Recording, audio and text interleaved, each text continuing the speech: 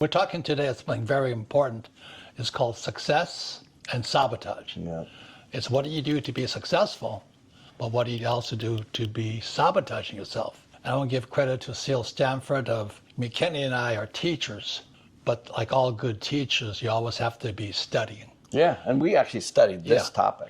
And twice a year we go to this place called the ranch.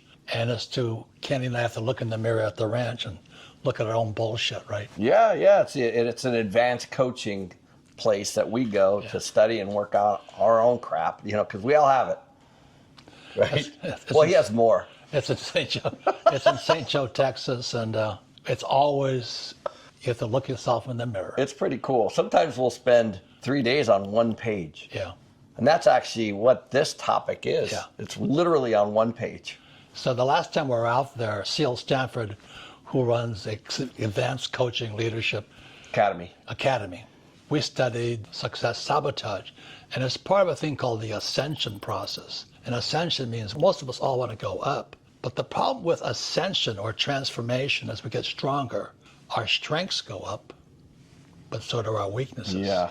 Everything gets exposed. Yeah. So the good side gets stronger, but so does the dark side. And so the last thing we studied was success sabotage. And everybody's different. Like what Kenny does for success is different than what I do for success. And what Kenny does for sabotage is different than what I do for sabotage. And the problem is they're always fighting with each other. Yeah, we were laughing the other day because when we were talking about it with a friend of ours, he just works out very, very hard nonstop, right? And that's his definition of success. Meanwhile, other balls are dropping. I'm right? Yeah. He doesn't make any money. Yeah. Like Kenny and I always making money. Yep. And then we have other balls dropping. Right? So it's how you define success. So let me give you an idea of ascension and sabotage. When I got to be a pilot, I flew for the Marine Corps, and it took a long time to get very, very good at it. But the better I got at being a Marine pilot, my spirit got stronger, but so did my cockiness. So when I came back from Vietnam, I thought I was bulletproof. So my sabotage came up when this is in the 70s, and Marines had no hair, and women only went out with guys with long hair. So I said, well, what asset do I have? So I used to go walk in Waikiki. I was stationed in Hawaii. We used to go out in Waikiki and say, you gonna go for a helicopter ride? So, by the way, it wasn't your helicopter. It was a U.S. Marine Corps helicopter.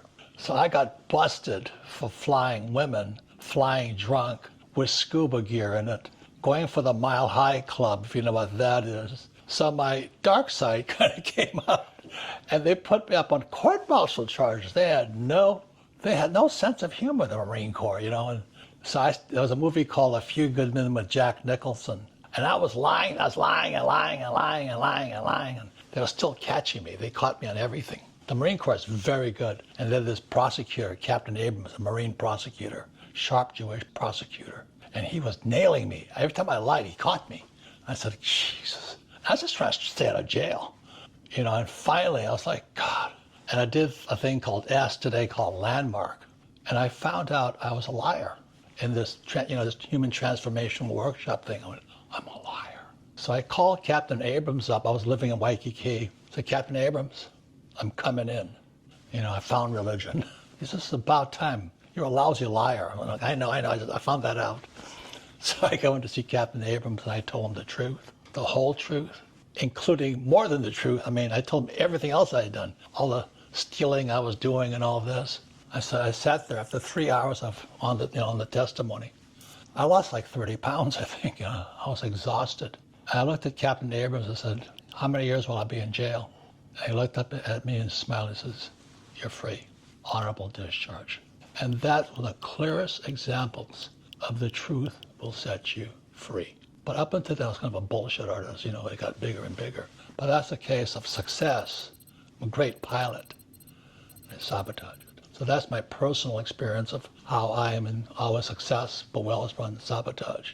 So with Seal Stanford and the Advanced Learning Academy in St. Joe, Texas, this thing is called success sabotage. And my successes are different than Kenny's successes, and my sabotages are different than yours.